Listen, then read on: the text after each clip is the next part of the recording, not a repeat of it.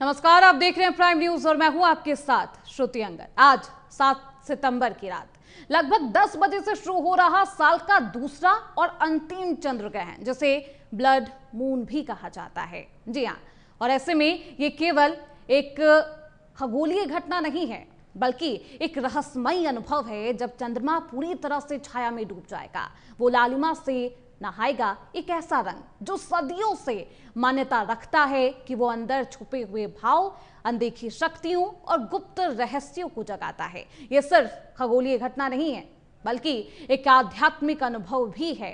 7 सितंबर की रात लगभग 10 बजे से ये ग्रहण शुरू होगा और करीब 3 घंटे तक हमारा चंद्रमा लालिमा से नहाएगा। दिलचस्प बात यह है कि इस ग्रहण के साथ ही पितृपक्ष भी शुरू हो रहा है और 122 साल बाद ऐसा हो रहा है। वो पवित्र समय जब हम अपने पूर्वजों को श्रद्धांजलि देते हैं। बता दी कि ग्रहण से पहले इस दौरान सूतक काल भी होता है, जो कि अब शुरू हो चुका है। ऐसा वक्त जब हम शांति, संयम और ध्यान की ओर बढ़ते हैं और अपनी ऊर्जा को साफ करते हैं। क्या आपने कभी सोचा है कि इस चंद्र ग्रहण की लालिमा से इसका प्रभाव आप पर क्या होता होगा? हमारे अंदर कौन सी भावनाओं को जागृत करती होगी ये रोशनी? आप पर क्या होगा चंद्र ग्रहण का प्रभाव? क्या कुछ सावधानियां बरतने की जरूरत है? देश पर इस आखिरी चंद्र ग्रहण का क्या शुभ या फिर क्या दुष्प्रभाव होगा, अशुभ फल देगा? ये सब कुछ आज हम अपने ज्योतिषाचार्य से जानेंगे, क्योंकि 122 साल बाद ये चंद्र ग्रहण और पितृपक्ष की शुरुआत हो रही है, जो कि अपने आप में बेहद अद्भुत है। और ऐसे में कुछ लोग हैं ऐसे जिनमें डर का माहौल है, कुछ लोग घबराए हुए हैं कि आखिरकार असर क्या होगा, क्योंकि 14 दिन इसका प्रभाव रहने वाला है। और क्या कुछ प्रभाव होगा आप पर, हमारे खास मेहमानों से जानेंगे। आपका परिचय करवा देती हूं। हमारे साथ आचार्य प्रमोद मिश्रा जी जुड़ चुके हैं, ज्योतिषाचार्य हैं। बहुत स्वागत है आचार्य जी आपका प्राइम न्यूज पर। आचार्य जी, क्योंकि 122 साल बाद ऐसा मौका आया है, और हमारे साथ आचार्य जीतू सिंह भी मौजूद है, ज्योतिषाचार्य हैं। बहुत स्वागत है आचार्य जी आपका भी। सबसे पहले मैं प्रमोद मिश्रा जी, आचार्य आपके पास ही आऊंगी। सवाल यही है, क्योंकि 122 साल बाद ऐसा मौका आया है, जब चंद्र ग्रहण भी है और पितृपक्ष की शुरुआत भी हुई है। कितना शुभ है, कितना शुभ माना जाए इसे, और क्या कुछ सावधानी बरतनी चाहिए? कितना खास है ये चंद्र ग्रहण?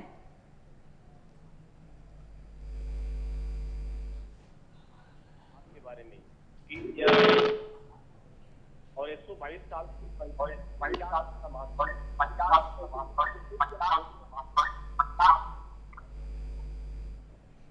पितरों का तर्पण का दिन है, पितरों के प्राप्त करने का दिन है, पितरों से आशीर्वाद लेने का दिन है। पितृपक्ष के प्रारंभ होते ही पहले प्रमोद जी, मैं आपके पास आऊंगी वापस। आचार्य जीतू जी हमारे साथ मौजूद है। जीतू जी, क्योंकि 122 साल बाद ऐसा संयोग बना है, दर्शक और सभी लोग जानना चाहते, क्योंकि कुछ लोग घबराए हुए भी है, क्योंकि 14 दिनों तक इसका प्रभाव रहेगा। सबसे पहले ये बताइए आचार्य जीतू जी, क्योंकि क्या इसका प्रभाव रहने वाला है, कितना खतरनाक, कितने शुभ परिणाम देखने को मिलेंगे, कितना अशुभ रहने वाला है ये ग्रहण? जी बहुत बहुत धन्यवाद श्रुति जी, सबसे पहले तो आपका। और यहाँ पर डरने की जरूरत नहीं है। सबसे पहले मैं आपको यही चीज बता दूं कि आप डरिए नहीं, घबराइए नहीं। हाँ, ये खगोलीय घटना है। कुछ चीजें जो है वो इफेक्टिव तो होगी, डेफिनेटली होगी, लेकिन किस तरीके से इफेक्टिव होगी उसे समझना जरूरी है। देखिए, जब भी हम ग्रहण की बात करते हैं तो हमारे ज्योतिष में मेदिनी ज्योतिष को लिया जाता है, यानी प्राकृतिक घटनाएं के अंदर ये आता है। और हम इसे इंडिविजुअल कुंडली पे ज्यादा कंसीडर ना करके, इसे अगर हम पूरे वर्ल्ड वाइड हमारे भारत की कुंडली पे कंसीडर करें तो वो ज्यादा उत्तम माना जाता है, क्योंकि मेदिनी का संबंध सिर्फ घटनाओं से डायरेक्ट होता है।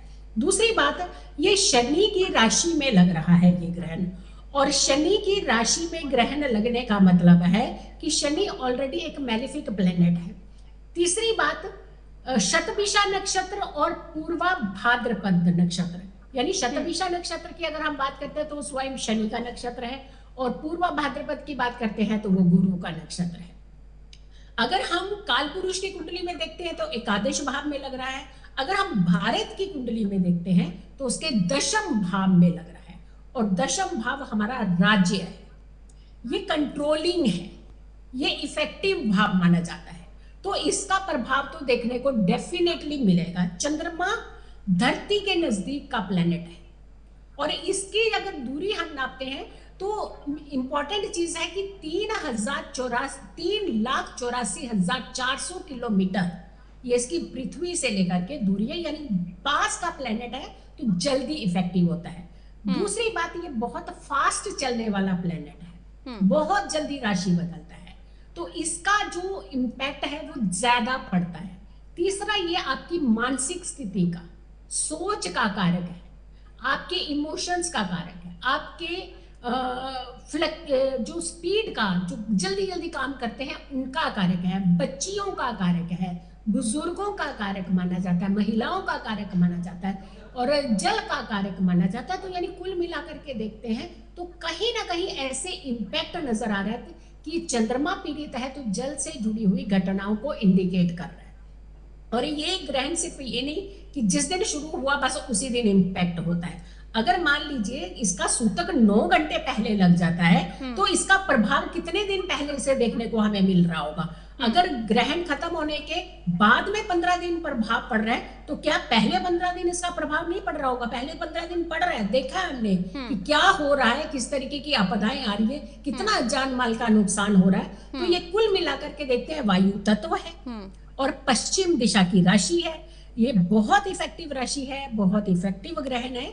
बट फिर भी एनी हाउ हमें इतना डरना और घबराना नहीं चाहिए, क्योंकि डर जो होता है ना वो और ज्यादा कमजोर करता है और ज्यादा आपके ऊपर ग्रहण इम्पैक्टिव हो सकता है। इसके सोल्यूशन है, बहुत सारे तरीके हैं, उसे अपनाइए तो कोई दिक्कत नहीं है। जी बिल्कुल, डरने और घबराने की कोई खास ज़रूरत है नहीं, और आपके मन को कमज़ोर करता है, इससे में सशक्त रहे, खुद को कमज़ोर ना बनाए। हमारे साथ आचार्य प्रबोध जी भी लगातार बने हुए हैं। आचार्य जी, क्योंकि अन्य सालों की अपेक्षा अन्य वर्षों में हमने देखा है हमेशा ही चंद्र ग्रहण आया, लेकिन इसकी चर्चा इस बार ज़्यादा हो रही है, क्या कुछ खास है और कब से चंद्र ग्रहण की शुरुआत होगी? क्योंकि कुछ लोग कह रहे हैं कि 10 बजे से पहले ही इसकी शुरुआत होगी, कुछ कह रहे हैं 10:15 के बाद होगी। क्या एग्जैक्ट टाइमिंग है और क्या कुछ प्रभाव देखने को मिलेगा? देखिए श्रुति जी, क्या होता है कि 10 बजे का समय बता रहे हैं, 9:57 का समय है, वो है जहां सेंटर पॉइंट दिल्ली एनसीआर के सूर्योदय के और चंद्रोदय के अनुसार। आप व्यक्ति अगर जगन्नाथपुरी में बैठा हुआ है या रामेश्वर में है या मुंबई में है तो अक्षांश रेखांश के अनुसार जो लोकल उसका पंचांग होता है उस पंचांग के अनुसार देखना चाहिए। जो यहाँ चर्चा हो रही है, जो हम लोग चर्चा कर रहे हैं, ये दिल्ली एनसीआर के सूर्योदय चंद्रोदय के अनुसार चर्चा कर रहे हैं। 9:57 से प्रारंभ होना और 1:26 तक इसका प्रभाव रहना ग्रहण का। तो ये इसका इस तरह से रहेगा कि ये समय जो चंद्र ग्रहण का है इतने समय तक रहेगा। यहाँ पर जो सावधानियों वाली बात है, जो इस बात को कहा जाए कि क्या ध्यान रखें, क्या ध्यान रखना चाहिए, तो विशेषकर चाहे रोगी व्यक्ति हो, बालक हो, वृद्ध हो, उन्मत्त हो, कोई गर्भवती महिला है, उनके लिए तो नियम होता है कि भाई इस समय गर्भवती महिला के लिए कि वो सोए ना, कोई ऐसा काम ना करें जिसके उस शिशु पर प्रभाव पड़े, धारदार चीजों का प्रयोग ना करें। और करने वाली बात क्या करें, आध्यात्मिक काम करें, मन में कोई सीताराम का जप, राधे कृष्ण का जप, या ओम नमो भगवते वासुदेवाय का जप, ओम नमो नारायणाय मंत्र का जप, या गायत्री मंत्र का जप, जो भी उनको आता हो, जो जानती हो, इन मंत्रों का जब उस दौरान करें। और सूतक की बात, 9 घंटा पहले सूतक प्रारंभ हो गया है, सूतक चल रहा है, अभी भी सूतक में है। तो इन सूतक में जो गृहस्थी लोग हैं, जो सामान्य लोग हैं, जो व्रत रख सकते हैं, उनको रखना चाहिए। अन्न खाने का निषेध है, नहीं करना चाहिए। लेकिन बालक, वृद्ध, रोगी, उन्मत्त और गर्भवती महिला के लिए कोई ऐसा नियम नहीं होता है। वो कुछ चीजें जो भी उनको, चाहे फल है, दूध है, अन्न है, सूतक से पहले बना हुआ अन्न, वो खा सकते हैं, उनको खाना चाहिए। और विशेषकर जितना कर्मों पर ध्यान दे पाए हम लोग, चाहे वो सत्य बोलना हो, झूठ ना बोलना हो, किसी कपट से बचना हो, निंदा से बचना हो, चुगली से बचना हो, इन कर्मों से बचना चाहिए। तो ग्रहण में कहीं ना कहीं उसका फल 1000 गुना हो जाता है, अनंत गुना हो जाता है। अच्छे काम का भी फल मिलता है और कहीं ना कहीं पाप या दोष का भी फल मिलता है। तो पाप दोष से बच करके जब आगे बढ़ते हैं, तो जिस तरह से अभी हमारे जो पूर्व वक्ता अभी बोल रही थी कि कहीं ना कहीं ग्रहण का इस तरह प्रभाव पड़ेगा, और 15 दिन पहले भी 15 दिन बाद भी तो कहीं ना कहीं उनसे बचाव मिलता है। जब गुण बढ़ता है, धर्म बढ़ता है, ज्ञान बढ़ता है, कर्म बढ़ते हैं, तो हमें बचाव मिलता है, हमारी रक्षा ईश्वर करते हैं। जी आचार्य जी, हमने देखा कि 15 दिन पहले क्या कुछ असर हुआ, 15 दिन बाद क्या कुछ प्रभाव होगा, ये जानना बेहद दिलचस्प है और सभी जानना यही चाहते क्योंकि भविष्य में इसका परिणाम क्या देखने को मिलेगा। क्योंकि अब जिस तरह से 15 दिन पहले हमने देखा कि आए दिन कहीं ना कहीं पहाड़ों में बड़े बड़े जो है बादल फट रहे हैं, पहाड़ खिसक रहे हैं, यहाँ तक वैष्णो देवी की कहानी देखी हुई आपने, रास्ता बंद हो गया है और कई जगह पहाड़ धंस गए हैं, बैठ गए हैं, रेल का यातायात भी बड़ा प्रभावित हुआ है। तो ये जो प्राकृतिक आपदाएं हैं, प्राकृतिक घटनाएं हो रही है, 15 दिन बाद भी लगभग ऐसे ही कुछ होने वाला है जो ग्रहण का प्रभाव है। तो इसलिए सावधानी के रूप में देखा जाए कि जितना हम लोग धर्म के नजदीक रह सकते हैं, अध्यात्म के नजदीक रह सकते हैं, हम कर सकते हैं, क्योंकि शास्त्र कहता है कि धर्मेण हन्यते व्याधि, धर्मेण हन्यते ग्रह, धर्मेण हन्यते शत्रु, यतो धर्मस्ततो जया। तो धर्म से कहीं ना कहीं ग्रहों का जो कुप्रभाव है उससे बचाव मिलता है। घर से बाहर न निकलें, प्रयास करें ऐसा कोई काम ना होने पाए, ऐसी यात्रा ना होने पाए जिससे बचें। पहाड़ों की यात्रा, जल की यात्रा, जहां पर कोई नदियां निकल रही हैं उनकी यात्रा करना पड़ रहा है, तो आपको बचना चाहिए, क्योंकि प्राकृतिक आपदा बता के नहीं आएगी कब क्या होने वाला है, वो ईश्वर के ही हाथ में है, परमात्मा के हाथ में है।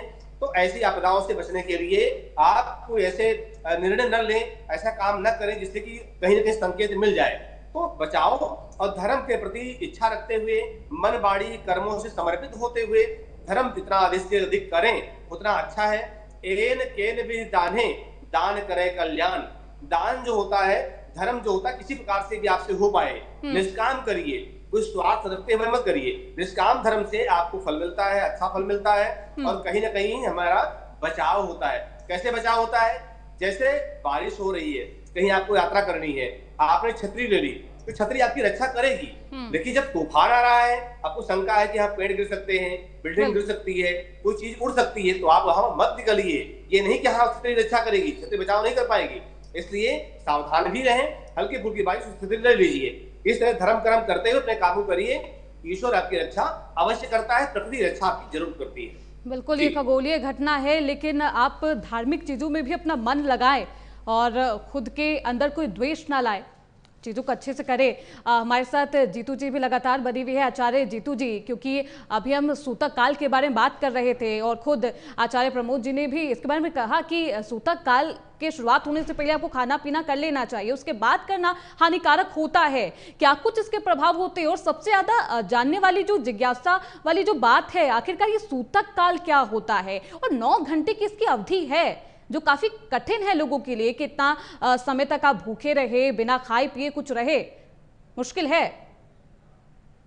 जी देखिए, सबसे पहले तो आचार्य जी ने इतने अच्छे से बताया है कि जो हमें कर्म है ना, तो ये कर्मों करने का ही जो समय होता है, यानी यहाँ पे हमें अपने कर्मों की तरफ बहुत ज्यादा ध्यान देना चाहिए, हमें अपने कर्मों को शुद्ध करना चाहिए। बहुत अच्छे से इन्होंने डिफाइन किया और यही तरीका होता है। देखिए 2 समय जो होते हैं वो बहुत इंपॉर्टेंट माने जाते हैं, एक तो पितृपक्ष और दूसरा ग्रहण का। दोनों में ही दान का महत्व होता है और दान करना यहाँ पे इस समय अति उत्तम माना जाता है। और दूसरी बात आती है कि जब भी किसी एक एनर्जी का प्रभाव डिस्टर्ब हो रहा होता है और ये समय जो होता है 9 आवर्स पहले का जो समय कहते हैं, तो जो चंद्रमा की मूवमेंट डिग्री वाइज चेंज हो रही होती है, जैसे जैसे उसका कंजेशन जो है वो ज्यादा नजदीक आ जाता है उस ग्रह के जो ग्रास कर रहा है किसी भी प्लेनेट का, तो जैसे उसका पीक टाइम शुरू होता है तो उस पर इंपैक्ट ज्यादा शुरू हो जाता है। यानी जब हम ग्रहण की बात करते हैं तो 4 डिग्री से लेकर के 10 डिग्री के बीच का अगर डिफरेंस होता है प्लेनेट का, तो पूर्ण ग्रहण के घेरे में वो आता है। अगर ज्यादा डिफरेंस हो जाता है डिग्री वाइज तो वो पूर्ण ग्रहण के घेरे में नहीं आता है, तो जिसे हम आंशिक कहते हैं, जिसे हम कंकण ग्रहण कहते हैं। तो बहुत सारे इसके डिफाइन जो तरीके हैं वो बदल जाते हैं। रही बात किसी का भी प्रभाव, किसी भी ग्रहण का प्रभाव शुभ तो होता ही नहीं है। और जैसे कि ये पितृपक्ष पर कई सालों के बाद में पितृपक्ष पर, पूर्णिमा पर तो ग्रहण होता ही है, लेकिन पितृपक्ष की प्रथमा तिथि से पहले ही ग्रहण, यानी प्रथमा तिथि मतलब कल शुरू होनी है, और आज अगर के पूर्णिमा की तिथि का, और ये वो श्राद्ध होता है जिन लोगों को तिथियां नहीं मालूम होती है वो अपने घर के अपने पितरों का जो श्राद्ध है वो करते हैं। तो ये श्राद्ध की भूमिका जो है 9 आवर्स पहले ही रोक दी गई थी, यानी 12:30 से पहले ही श्राद्ध कर्म जो है वो कंप्लीट कर लिया गया। अब तीसरी बात ये आती है कि इस जो ग्रहण का प्रभाव ज्यादा क्यों पड़ रहा है। इसका प्रभाव इसीलिए ज्यादा पड़ रहा है क्योंकि 15 दिन के अंदर दूसरा ग्रहण भी शुरू हो जाएगा, और वो है हमारा सूर्य ग्रहण। जब जब 2 ग्रहण पड़े हैं तो बहुत ज्यादा प्रभावकारी हुए हैं।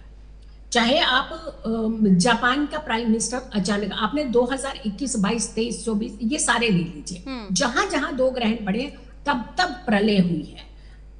पाकिस्तान के अंदर भूकंप त्रासदी वाला आया था और तब भी 2 ग्रहण इकट्ठे पड़े थे। जापान के प्राइम मिनिस्टर की सडनली मौत हुई थी तब भी 2 ग्रहण पड़े थे।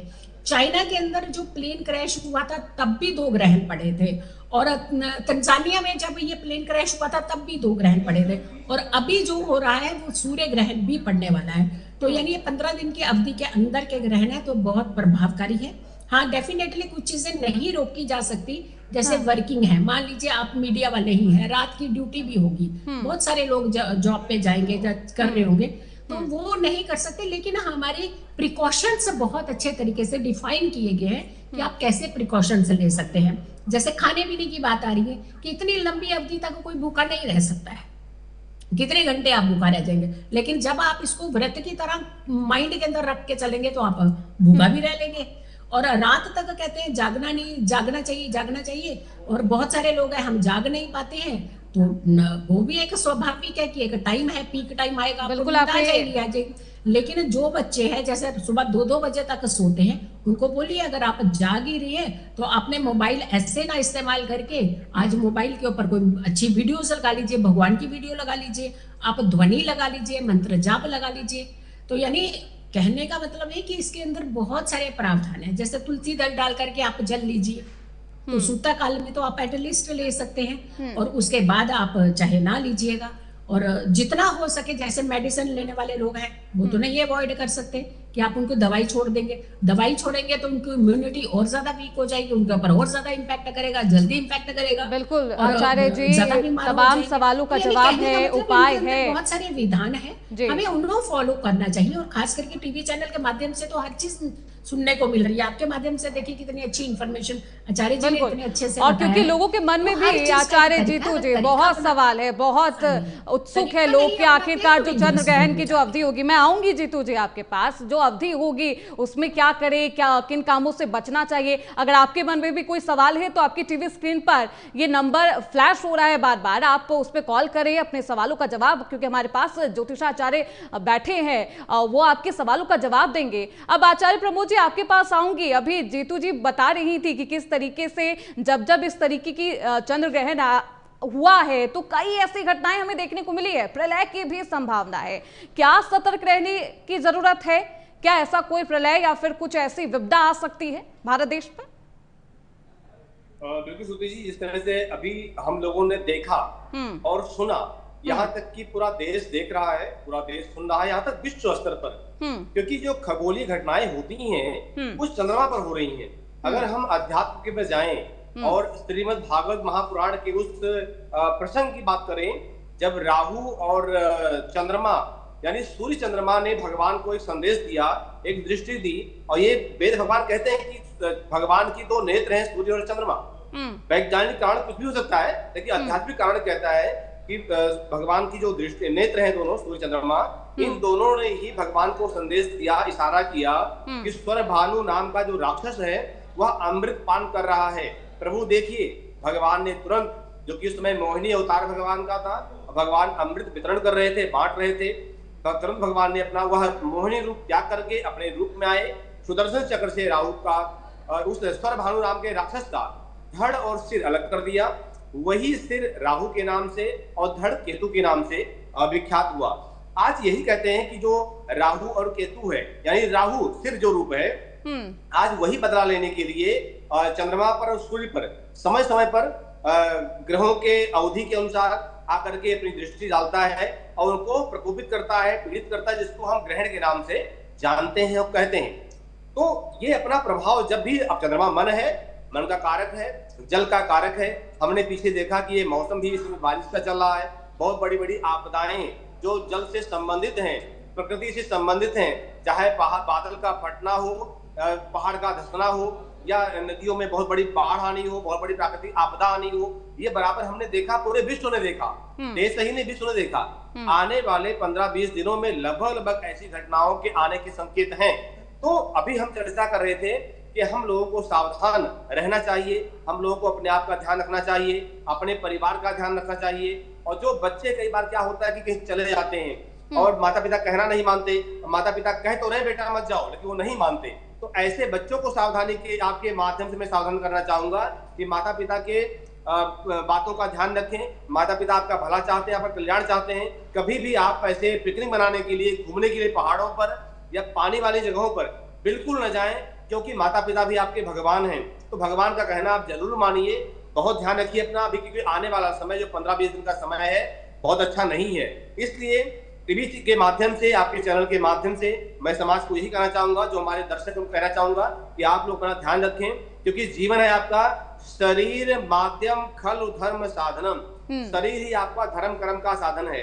इसलिए ऐसे कोई अनैतिक कार्य न होने पाए, ऐसा कोई अपराध या पाप न बनने पाए, ऐसा कोई अपने जीवन को जोखिम में न डाले, इसका आप ध्यान रखें।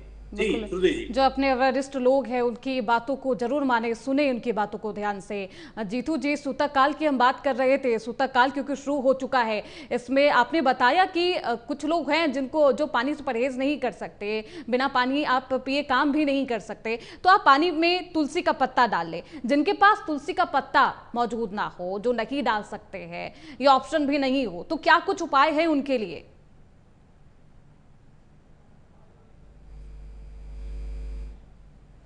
तोड़ी नहीं है, जिन्होंने भी कल की तोड़ के रखी हुई है वही उसका जो है इस्तेमाल है वो कर पा रहे हैं। और यहाँ सबसे इम्पोर्टेंट चीज क्या है कि अगर तुलसी अगर आप नहीं कर पा रहे तो कुशा तो आपको अवेलेबल मिल जाती है। आजकल ऑनलाइन से भी आप मंगवाएंगे तो वहां से भी आपको बहुत इजीली जो है प्रोवाइड हो सकती है। तो कुशा का इस्तेमाल जो है वो कर लीजिए। अगर वो भी नहीं है तो गंगा जल की कुछ बूंदे जो है उसे जल में डाल करके तब ही आप उसे ग्रहण करिएगा, क्योंकि जो भी अल्ट्रा वायलेट रेजेस निकलती है वो दूषित तो होती है, वो प्रभावकारी होती है, वो इफेक्ट डालती है। वो जैसे कहते हैं ना कि कुछ चीजें हैं हमें दिखती नहीं है, लेकिन कुछ चीजें हमें दिखती है। जैसे अगर हम किसी का एक्सरे भी करवाने जाते हैं, क्या कभी मन का एक्सरे हुआ है? कर सकता है कोई? नहीं कर सकता ना, वो नहीं दिखता है, बट उसका बहुत बड़ा हमारे जीवन के अंदर सबसे बड़ा रोल है। तो कहने का मतलब यह है कि जो ऐसी रेजेस निकलती है वो इफेक्टिव है। तो हमें इन चीजों का सहारा लेकर के आप, जैसे मेडिसिन है, बीमार व्यक्ति है वो मेडिसिन प्रॉपरली टाइम पे खाए, गर्भवती महिलाएं हैं लिक्विड लेने कुछ चीजें। हाँ, अन्न की जैसे मैं रुकूंगी आचार्य जीतू जी आपको। हमारे साथ हमारी कॉलर जुड़ चुकी है नीतू यादव बिहार पटना से। नीतू जी, क्या सवाल है आपका? आप सवाल पूछिए। बहुत स्वागत है नीतू जी आपका। हमारे साथ 2 ज्योतिषाचार्य हैं, आप अपना सवाल रखिए। जी, बहुत बहुत धन्यवाद। मेरा नाम नेहा यादव है, मैं पटना से बात कर रही हूँ। ज्योतिषाचार्य जी, आपसे पूछना चाहूंगी कि ऐसे कहते हैं कि ग्रहण काल में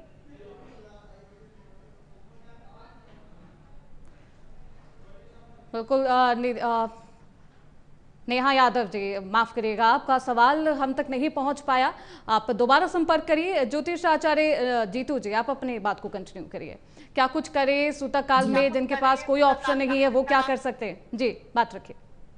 जी, कुशा डाल करके आप ये जो जल है वो ग्रहण कर सकते हैं सूतक काल में। और अगर कुशा भी नहीं है तो गंगा जल की कुछ बूंदे डाल करके इसे ग्रहण कर सकते हैं। देखिए, जैसे हमारे गर्भवती महिलाएं हैं खास करके, तो वो बहुत समय तक तो भूखी नहीं रहती थी, एक और जीवन को साथ लेकर चल रही है। बिल्कुल। तो उन्हें खास करके लिक्विड ले लेना चाहिए। बट अगर तुलसी नहीं डाला हुआ है, क्योंकि आज संडे का दिन है तो आज तो टूट नहीं सकती तुलसी, सूतक काल में तो हाथ ही नहीं लगाया जाता, तो कुशा या फिर गंगा जल का आप प्रयोग जो है वो कर सकते हैं, लेकिन मानसिक जाप करिए। पूजा करिए। पूजा किस तरीके की, ठीक है, कोई भी मंत्र आपको कंठस्थ जी है उसका करिए, नहीं तो बिल्कुल। अगर सूतक काल में आपको प्यास लगी, आप पानी पीना चाहते हैं, अगर आपके पास तुलसी का पत्ता भी ऑप्शन में नहीं है तो आप गंगा जल का इस्तेमाल कर सकते हैं। हमारे साथ एक और कॉलर हमारे साथ जुड़ चुकी है, नीतू हरियाणा से। नीतू जी, बहुत स्वागत है आपका प्राइम न्यूज पर, आप अपना सवाल रख सकती हैं।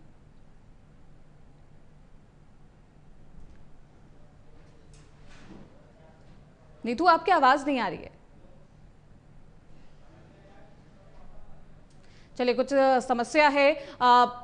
आचार्य प्रमोद जी, अब आपके पास आऊंगी, क्योंकि हमने देखा है सूतक काल के बारे में जान लिया है, क्योंकि गर्भवती महिला की बात हो रही थी, उन्हें क्या कुछ करना चाहिए, किन किन बातों से सावधानी रखनी चाहिए, क्या वो भी सो नहीं सकती सूतक काल में और चंद्र ग्रहण के समय? कहानी सुनी जी, जो अर्जुन के पुत्र हैं अभिमन्यु की कथा हमने सुनी। हाँ। कि उस समय जब अपनी पत्नी को जब ये बता रहे थे इस विषय में कि चक्रव्यूह को तोड़ने के बारे में, अंदर प्रवेश करने के बारे में, बाहर कैसे निकला जाए, तो जब तक प्रवेश करना था ये सारी कथा सुना चुके थे, सारी कहानी सुना चुके थे, लेकिन जब बाहर निकलना हुआ ये कथा सुनाते तो गए, लेकिन उस समय वो सो गई थी। तो जब सो गई थी तो अभिमन्यु के ब्रेन में, ज्ञान में ये चीजें नहीं पहुंची। क्यों नहीं पहुंची? क्योंकि माँ सो रही है। यहाँ पर जो कहा जाता है कि गर्भवती महिला जो है वो सूतक के दौरान या ग्रहण के दौरान वो न सोए। इसीलिए सोए कि अगर माँ सो रही है तो बालक पर कोई प्रभाव नहीं पड़ेगा, विशेषकर ज्ञान का, अच्छे कर्मों का। लेकिन अगर माँ सो रही है तो कहीं ना कहीं बालक आलसी भी हो सकता है, मंद बुद्धि भी हो सकता है, और कई बार विकृत कृतियों वाला हो सकता है, यानी कहा जाए गलत रास्ता अपनाने वाला भी हो सकता है। ऐसी चीजें हो सकती हैं। और कई बार आप देखते हैं कि कहते हैं ग्रहण के दौरान कोई धारदार चीजों का प्रयोग न किया जाए। आपने कई बार देखा होगा कि किसी का ओंठ तिरछा कटा होता है, जैसे निशान पड़े होते हैं। ये कौन सी निशान है? ये ग्रहण के निशान होते हैं उस बालक पर। तो इसीलिए धारदार चीजों का प्रयोग न किया जाए। कई बार ऐसे होते हैं कि अंदरूनी कोई दिक्कत भी हो जाती है, तो इसलिए गर्भवती महिला को, उस माँ को कभी भी इन चीजों से परहेज कराया जाता है कि उस ग्रहण काल का प्रभाव उस बालक पर न पड़े। माँ पर भी पड़ेगा, बालक पर भी पड़ेगा, क्योंकि माँ के द्वारा खाए गए पदार्थों से वह सेवित है, माँ के द्वारा देखे गए चीजों से सेवित है। माँ जो सुन रही है बालक के अंदर प्रभाव पड़ रहा है, माँ जो कर रही है बालक पर प्रभाव पड़ रहा है। इसलिए ऐसा कोई कार्य नहीं करना चाहिए। इसलिए वह ग्रहण के दौरान बैठ करके आध्यात्मिक पाठ करे, कोई पूजा करे। अभी हमारे साथ जो डॉक्टर साहब कह रही थी कि जो है हमें उस महिला को प्रयास करे कि वो मानसिक जाप करे। भाई माला तो छू नहीं सकते, किसी मूर्ति का स्पर्श नहीं कर सकते, है ना, तो इसलिए क्या करे, दीपक नहीं जला सकते, तो कम से कम उस दौरान मन तो पवित्र है हमारा, मन तो पावन होता है। मन के द्वारा जो भी, चाहे वो सीताराम का जप है, वो राधे कृष्ण का जप है, या राम जप रही है, या उनके गुरु मंत्र उनको मिला हुआ वो जप रही है, किसी विद्वान के द्वारा। बिल्कुल, वापस आऊंगी आचार्य प्रमोद जी आपके पास। हमारे साथ हमारी दर्शक नीतू कालिया जुड़ चुकी है हरियाणा से। नीतू, अपना सवाल रख सकती हैं। बहुत स्वागत है आपका प्राइम न्यूज पर, सवाल रखिए।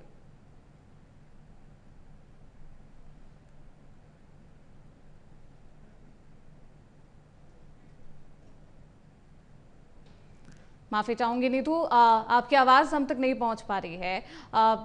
आचार्य प्रमोद जी, आप अपनी बात को कंटिन्यू करिए। क्या कुछ उपाय है, सावधानी क्या कुछ बरतनी चाहिए? जो माताएं जो गर्भवती हैं, जो रेस्ट नहीं कर सकती, उनके लिए क्या उपाय है, क्या करें आखिरकार? बिल्कुल, जी बिल्कुल। सबसे बढ़िया उपाय तो है कि इन चीजों से बचा जाए, जितना हो सके ग्रहण के जो नियम है उनका ध्यान रखा जाए। तो पहला नियम तो यही हो जाता है, उन नियमों का ध्यान रखते हुए अपने आगे जीवन को जिए। दूसरी बात है कि मंत्रों से या देवताओं के ध्यान से, या अगर कोई मंत्र नहीं आता है, कई बार ऐसा भी हो जाता है कि भाई मंत्र नहीं आता, जानकारी नहीं है, या नहीं मंत्र उच्चारण कर सकते, तो कम से कम आजकल टेक्नोलॉजी का युग है, टीवी के माध्यम से, मोबाइल के माध्यम से भागवतम को देखिए, कृष्णा को देखिए, गीता के श्लोक सुन सकते हैं, क्योंकि कर्ण पुंज है, इनके द्वारा जो अंदर जाएगा शिशु पर उसका अच्छा प्रभाव पड़ेगा। तो इनका मतलब नेत्रों का सदुपयोग कानों का बिल्कुल, ये वो सदुपयोग तमाम वो उपाय करिए। हैं आचार्य प्रमोद जी ने जो बताए, गर्भवती जी। महिलाओं को पालन करना चाहिए, सावधानी जो है वो बरतनी चाहिए। हमारे साथ जीतू जी, क्योंकि अब आपके पास आऊंगे आचार्य जी, क्योंकि देखिए गर्भवती महिलाओं के लिए बहुत सारे उपाय तो हैं, लेकिन एक सवाल सभी के मन में है सूतक काल को लेकर, क्योंकि सूतक काल शुरू होता है, आप मंदिरों के कपाट बंद कर देते हैं। जिस तरीके से अभी आचार्य प्रमोद जी ने बताया, एक कथा सुनाई उन्होंने, मान्यता बताई कि क्यों ऐसा होता है, गर्भवती महिलाओं को नहीं कहा जाता बाहर निकलने के लिए, क्योंकि राहु का प्रकोप होता है, कट लग जाते हैं, निशान आ जाते हैं चेहरे पर। ऐसा ही क्या कोई मान्यता है कि मंदिर के कपाट बंद कर दिए जाते हैं, आप मंदिर में पूजा अर्चना नहीं कर सकते, पूजा पाठ नहीं कर सकते, भगवान को नहीं छू सकते? श्रुति जी, ये प्रश्न हमसे है क्या? नहीं नहीं, जीतू जी से है। जी जीतू जी बात जी कीजिए अपनी। जी जी सा अशुद्ध एक वातावरण सा हो जाता है। जो रेजेस आती है वो दूषित रेजेस आती है, वो किसी भी एनर्जी को इफेक्ट करती हैं। और भगवान की एनर्जी एकदम पॉजिटिव एनर्जी होती है, और वो एरिया जो होता है, वो सराउंडिंग एरिया, वो बहुत ही पॉजिटिव, बहुत ही सकारात्मक होता है।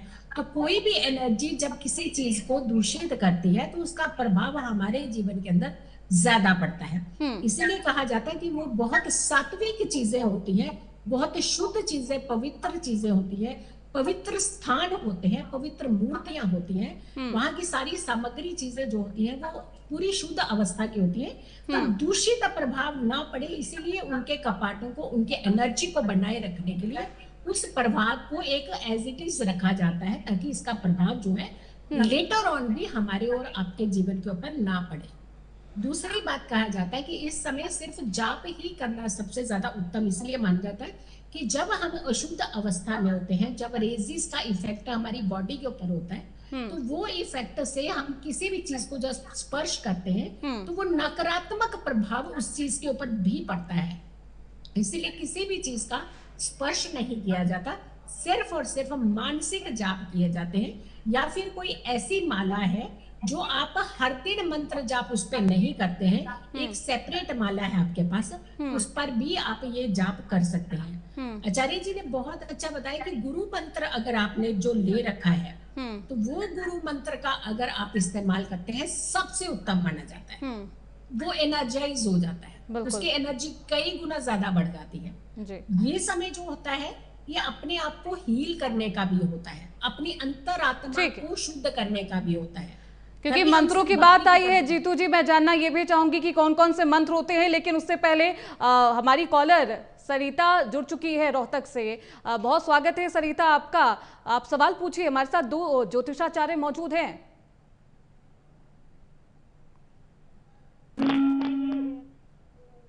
जी, मेरी राशि कुंभ है, तो मेरी क्या असर पड़ेगा? माफी चाहूंगी सरिता, आपकी आवाज हम तक नहीं पहुंच पाई। प्रमोद जी, आप बता रहे थे कि गर्भवती महिला जो है उन्हें मंत्र का जाप करना चाहिए, लेकिन कोई आसान मंत्र ऐसा जो सभी जाप कर पाए, ज्यादा कठिन भी ना हो, लोगों के समझ में भी आए और याद भी रहे उन्हें, कोई आसान सा मंत्र ऐसा? प्रमोद जी। बहुत अच्छा मंत्र है, बहुत अच्छा मंत्र है, बताता हूँ जी। रामायण की आरती में एक लाइन आती है कि गावत वेद पुराण अष्टदश छहो शास्त्र सब ग्रंथन को रस, मुनि जन धन संतन को शरबस, सार अंश सम्मत सबही की आरत श्री रामायण जी की। संसार का, पुराणों का, वेदों का, ग्रंथों का निचोड़ ही है राम। भगवान शंकर जी एक मंत्र जपते हैं राम। तो अभी मुझे नहीं लगता क्या इससे सरल मंत्र कोई होगा, सबसे अच्छा मंत्र है भाई अक्षर प्रेम का। मुझे लगता है कि ये राम का जो नाम है इसमें कोई बहुत बड़ा नियम लागू नहीं होता, माला चाहिए, आसन चाहिए, दिशा दशा की जरूरत है। मुझे लगता है उस गर्भवती महिला को इस राम राम का जप करके ना अपना भी और अपने उस शिशु का, जो गर्भस्थ शिशु है, उसका कल्याण कर लेना चाहिए। क्योंकि आप देखिए जो प्रहलाद जी हुए हैं, प्रहलाद जी का जो जन्म हुआ था वो डिस्ट्रिक्ट हरदोई उत्तर प्रदेश, इस समय नैमिषारण्य तीर्थ है, वहां जन्म उनका हुआ था। और प्रहलाद जी के पिताजी देखिए हिरण्याकश्यप, जो कि भगवान नारायण के शत्रु बने हुए थे, लेकिन प्रहलाद जी भक्त कैसे बन गए? क्योंकि माता जो कयाधु माता है, कयाधु माँ ने गर्भस्थ अवस्था में संतों का संग किया है, जो उस समय हिरण्याकशिपु तपस्या करने गया हुआ था, तो संतों का संग किया है, अगस्त ऋषि के आश्रम में वो रही हैं, भगवान का पूजन अर्चन वंदना पूजन सब कुछ किया है, इसलिए गर्भ में बैठे प्रहलाद जी आज भगवान नारायण के भक्त बन गए। तो इसलिए मंत्र का जो प्रभाव होता है, और सरल मंत्र, कृष्ण राम का नाम सबसे उत्तम है। प्रभाव आप देखिए ना, अभी मैंने रामायण के माध्यम से आपको बताया, और ये भी कहा गया है कि कलयुग में जो राम का नाम सबसे उत्तम है, सरल मंत्र है, आराम से हर कोई व्यक्ति जप सकता है। तो मुझे लगता है कि वो गर्भवती महिला को इस सरल साधारण मंत्र को मन में जपना चाहिए, और बिना किसी टेक्नोलॉजी प्रयास करें कि हाँ मोबाइल आदि से कोई फोन आए सबसे दूर हो जाइए। उस ग्रहण के दौरान राम राम का जप मन में करिए, वाणी से नहीं किया जाता, मन से करें। आसन उनके ऊपर डिपेंड करता है कि सोफे पे बैठे, कुर्सी पे बैठे, स्टूल पे बैठे, मोड़े पे बैठे, जैसे को ठीक लगे, क्योंकि वो अकेली नहीं है, एक और जीव का पालन कर रही हैं, तो जैसे उनको लगे वैसे वो करें, क्योंकि कहते हैं जैसी जैसी शक्ति होती है भक्ति वैसी करनी चाहिए। तो बिल्कुल, राम नाम सबसे ज्यादा सरल है और मधुर भी है, और इस नाम का जाप करके आप तमाम जो आपत्ति है, जो विपत्ति है, उसे दूर कर सकते हैं। ज्योतिषाचार्य जीतू जी, अब सवाल आपसे, क्योंकि 12 राशियों पर भी इसका प्रभाव होगा, क्या कुछ प्रभाव होने वाला है 12 राशियों के बारे में विस्तार से बता दीजिए।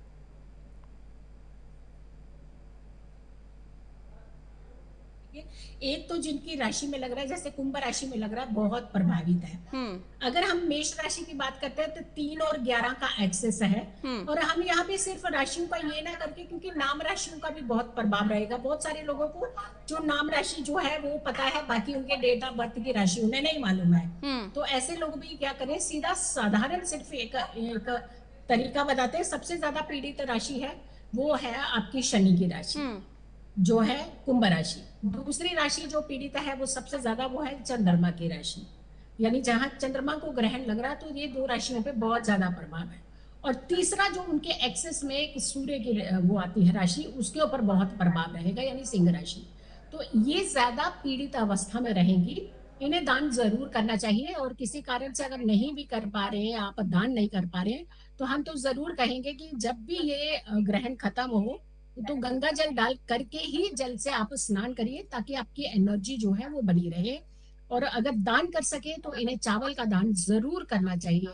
हम तो कहेंगे दान ही करिएगा, क्योंकि वही सबसे अच्छा उत्तम माना जाता है।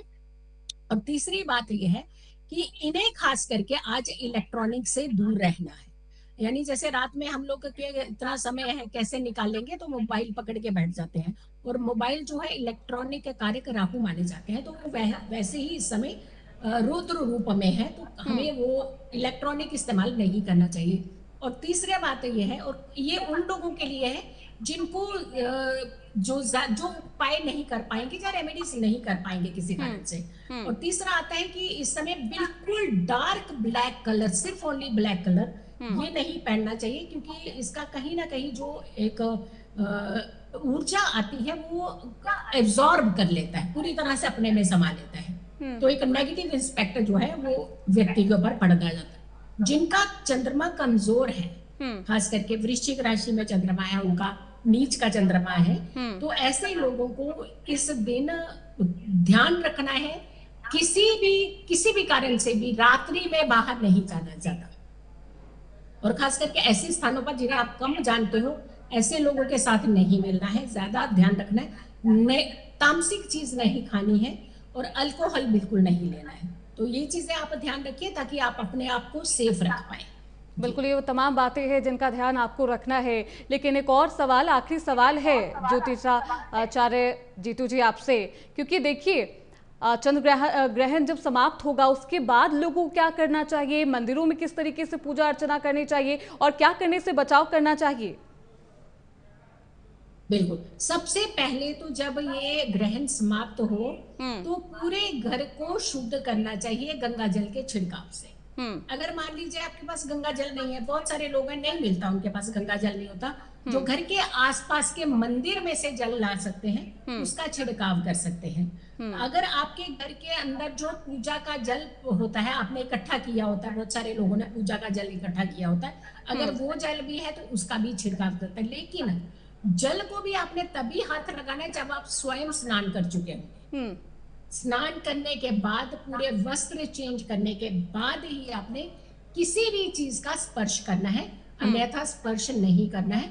और पूरे घर को शुद्ध करने के बाद कपूर की धुनी करिए और उसके बाद ही आप अपने सारे चीजों को जो नियमित तरीके से आप करते हैं वो आप करना। बिल्कुल, ये वो तमाम नियम है, उपाय है जिसको आप करके खुद के परिवार को भी और खुद को भी खुश रख सकते हैं। बहुत शुक्रिया ज्योतिषाचार्य प्रमोद मिश्रा जी, ज्योतिषाचार्य जीतू जी, आपका हमारे साथ जुड़ने के लिए, प्राइम न्यूज से बातचीत करने के लिए। ये तमाम उपाय, सावधानियां हैं जिनका पालन करके आप खुद को वो तमाम बुरे प्रभाव से बचा सकते हैं। फिलहाल इसी के साथ इस बुलेटिन में बस इतना ही। खबरों का सिलसिला लगातार जारी है, आप देखते रहिए प्राइम न्यूज।